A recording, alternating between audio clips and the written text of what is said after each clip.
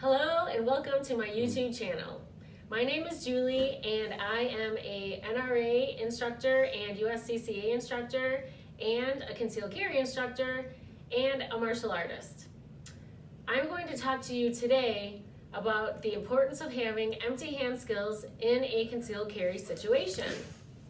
I'm going to show you a scenario where a bad guy tries to attack me and he is armed with a handgun and he holds me at gunpoint. He's actually using my SIRT pistol, which is a laser training tool.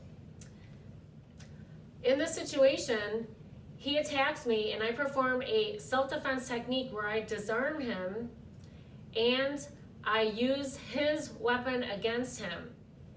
I hope you enjoy the video. Thank you for your help. Oh my gosh, no!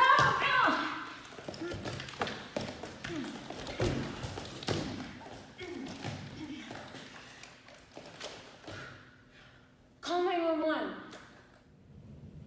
As you saw in the video, my attacker was too close for me to try to draw my own firearm, so I had to perform a self-defense technique where I disarmed him and then I beat him with his own gun.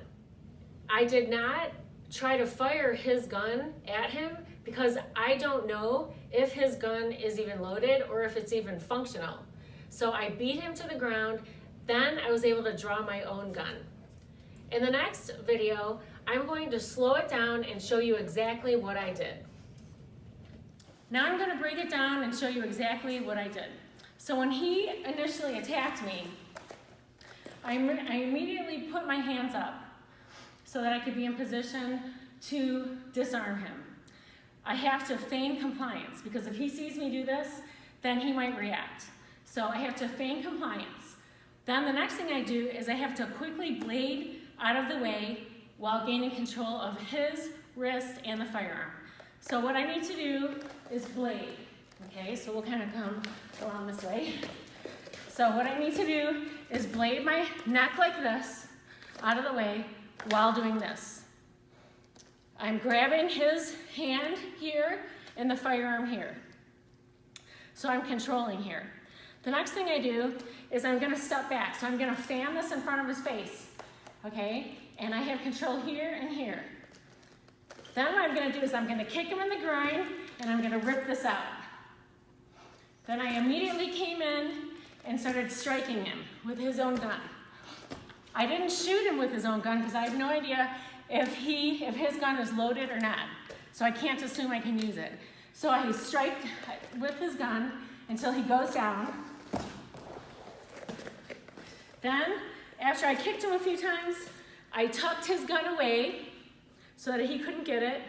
Then I drew my own gun and I didn't have to shoot him. All I did was call 911.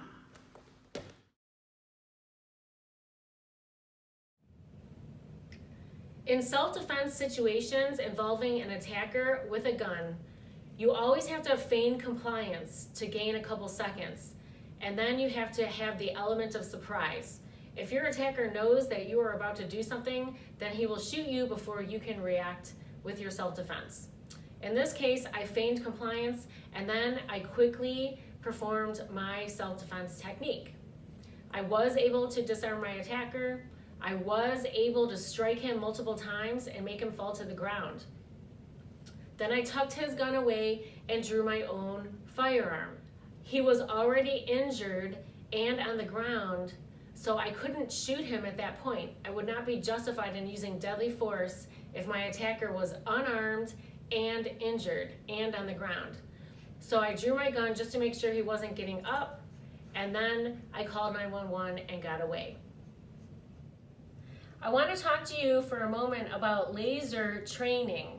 I'm a big fan of laser training because there's an ammo shortage right now and training on the range is very difficult with the ammo shortage. So I'm very into laser training.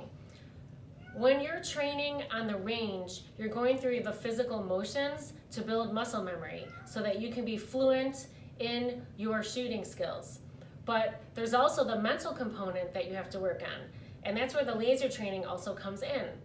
The laser training allows you to do the mental training because you can visualize attackers and you can work through different scenarios in your own home. So I'm going to demonstrate. I have a target set up here on my wall, and I can work on my trigger control. I can work on my prepping my trigger press, my trigger release. I can work on multiple targets. I can work on firing multiple shots, and it doesn't cost me any money in ammo. Thank you for watching this video. Please subscribe to my YouTube channel and like this video, and please share my video with family and friends. I'm trying to create awareness about the importance of self-defense and why carrying a firearm doesn't always make you safe, because sometimes your attacker is too close and you will not have time to access your firearm. So you need to have other skills, like self-defense skills.